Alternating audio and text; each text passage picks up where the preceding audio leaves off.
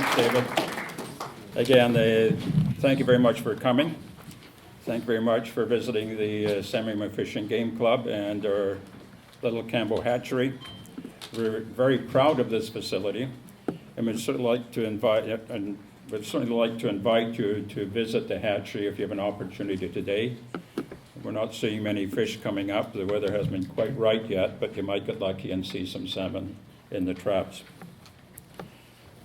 Since this is our house, I trust that all the ongoing debate today will provide all due courtesy to our guests and our speakers. So again, we want to handle this in a very professional fashion as we go forward. I'm here to talk today about the provincial commitment for truck parking. And there is a commitment. There is an obligation for them to provide truck parking, particularly in the Surrey area. But I'll come back to that at the end of my presentation. In the meantime, this is the area of concern. You can see the proposed property in the upper right, and on the lower left you can see the Salmon Fishing Game Club property. So we're directly downstream from this facility, and that creates significant risk for this facility and for the work that we do. You also know there's a nice corridor, treed corridor between the two locations. Along that corridor, a significant amount of animals move down that corridor between this location and further up. If you're down here some quiet weekend, you'll see an awful lot of animals. You'll see the otter, you'll see the different deer moving back and forth. Also along that corridor, the river along that corridor is where over 75% of the spawning beds for salmon and trout are located. So our concern here with that location, anything happening at that location, any pollutant flowing into the river at that location could wipe out the salmon and the trout located in the Little Campbell River, because that's where the spawning beds are located. I want to talk briefly about the unique risks that were faced by the club. A lot of you folks know that we've spent 59 years restoring this river. The club was organized in 1956, incorporated in 1957, has continued in operation since that time. We've maintained the river, we've restored it through that period of time, we've enhanced it, and we've also maintained it, and we maintain it almost on a weekly basis for all those 59 years. You can see it involves an awful lot of work along the river banks, taking out log jams and beaver dams that restrict the salmon from moving upstream. And it's a lot of work. The other risk we have is the very existence of this organization. If the salmon go, we'll go. And that's significant. This facility is very large, very complex, and requires a significant amount of volunteers, skilled volunteers, volunteers with years of experience.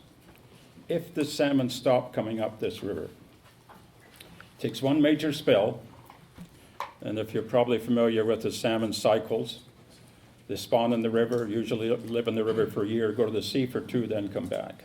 If they're destroyed, if that particular generation of salmon is destroyed, that means 3 years from now, they won't be coming back.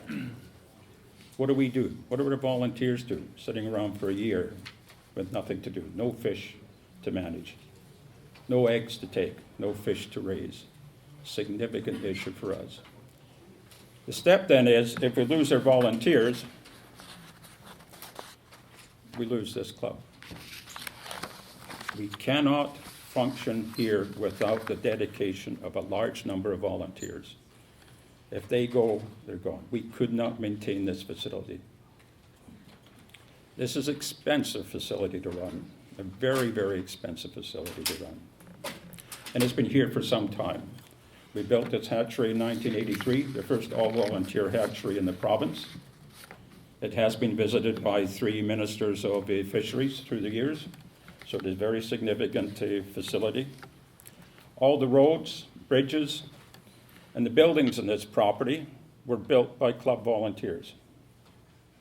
So that is and this includes the building you're sitting in right now. It took 4 years to build this building.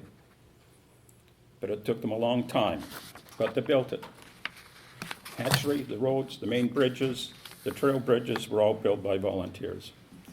So effectively what we have now is a multi-million dollar facility. And if we cannot operate this because we lose our volunteers, what happens? What happens to this property? Well, the first option, as a nonprofit, all-volunteer organization, is we find another like-thinking organization that could take over responsibility to run this facility. Highly unlikely. You will not find an organization with the depth of knowledge, the skills, and the money to run this facility. So if we can't find another like-minded environmental group, where does it go? It goes to one of two places. It then falls to the city. The city takes ownership. The GBRD takes ownership. One or the other will take ownership of this facility. So this is a significant risk to this club. If we can't operate because of an accident up there, this facility goes. It took an awful long time to build this. Land was purchased in 1978, 29 acres. Everything's been built. Members of this club borrowed money to buy the land. It took on a massive mortgage when it built this building and eventually paid it off. There's a lot of passions going into these buildings, these grounds, the animals and the fish that live on these grounds. So I stand here today representing 59 years of history. And I don't want to fall on my shoulders when I see folks coming here, many in their 90s now, who devoted much of their life to building this facility, and I tell them I failed to protect it. That's not going to happen. We're going to be persistent in trying to protect this facility. So we are a bit unique. There's a lot of other issues around aquifers, a lot of issues around the land use, but my focus has to be on this particular facility. There's three distinct issues, if you wish. One is a threat to the river. I won't go any further with that one. We've talked about the threat that's been involved in the media. You've all heard the stories. We can certainly tell you more if you'd like to talk to me after the event. The other one is the need for parking for heavy rigs in Surrey. There's absolutely no doubt that there's a need for this. This has been going on for too many years not to be resolved. I may disagree with Councillor Gill, but I fully understand where he's coming from. He needs to deliver, as chairman of the Transportation Committee, trucking parking facilities for the 1,000 or so trucks in North Surrey. It's there. I understand that. I have no animosity with that. I just do not agree with the location. I think it's not the right location for truckers. They're not going to come all the way down to the southeast corner of this city to park their container rigs or to park their tandem truck rigs down here. Too expensive. These folks do everything to avoid paying a fee crossing a bridge, and we'll all pile up at the Patillo Bridge. They're not going to come down here and drive this distance after work to park their truck, drive home, drive back in the morning, and pay for the privilege. It isn't going to happen. So this is really not an opportunity to get rid of the heavy rigs in Surrey. The other issue is what we like to refer to as a llama farm. This is the westmost portion of the property. This has been going on forever. This site has been development attempts forever. Let's go back and look at some of the time frames. April 2007. Numbered company with the engineer was Hub Engineering, rezoned from A1 to multiple level zones to build 70-unit townhouse and 183 single-family small homes. That was denied by the city. That goes back to 2007. 2011, same company applying again. They wanted, in this case, 2011 was the attempt to dump 330,000 cubic meters of clay on this property to effectively create a plain. And on that photograph, by the time they filled up that site with 330,000 cubic meters of soil or clay, it would have covered the roof of that barn in the foreground. A massive, massive amount of it. I presented to City Council in 2011 objecting to this and why there was a need for this much landfill, and the city, thank you very much, denied that application as well. In 2014, there was another application to rezone from A1 to multiple new zones to accommodate the development of approximately 34 industrial lots. This was closed. They didn't proceed with that application. And here we are today. This goes on and on and on. And it has to at some point stop. Even if the truck parking facility is denied by City Council, this issue still is out there. You almost feel like this is like a referendum to separate. Keep trying, eventually you'll get it. But this has to stop. There has to be a solution to this. The developers invested a lot of money. Yes, that's a risk. We all took a risk. We invested money in the stock market and lost a lot of money in 2008 towards our pension plan. We took that risk. This developer took a risk when he purchased this land. And he may have to take a hit on this, or there has to be another way to get around this issue and try and resolve for all satisfaction. So there is a way to try and address what we have to look at today is the truck parking application. That's what's in front of us. We can imagine a lot of other things in the background where this is going.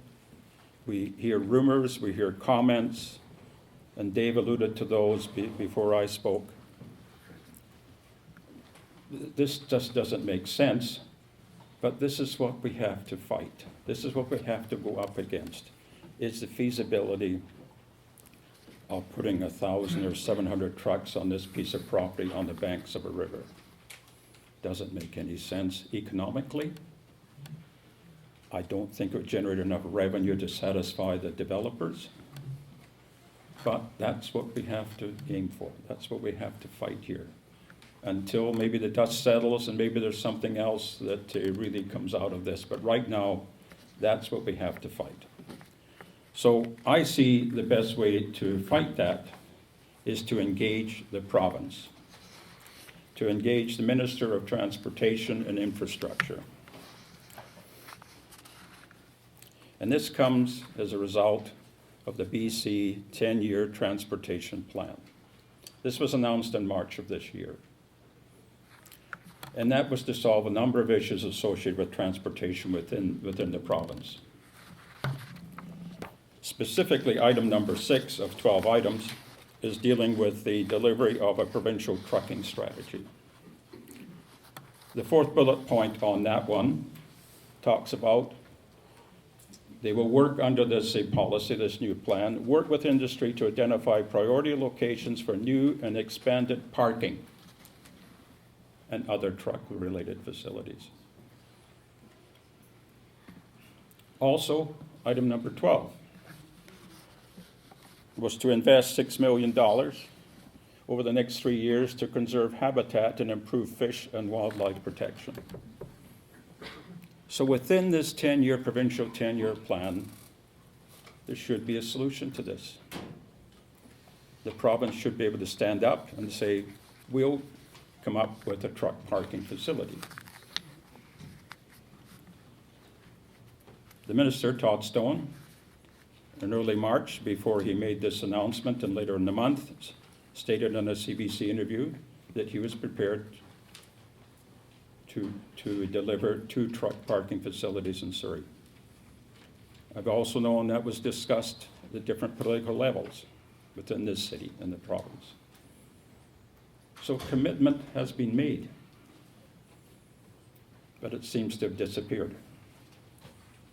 This would be a solution for Councillor Gill. This delivers what he needs to deliver to his community, these constituents.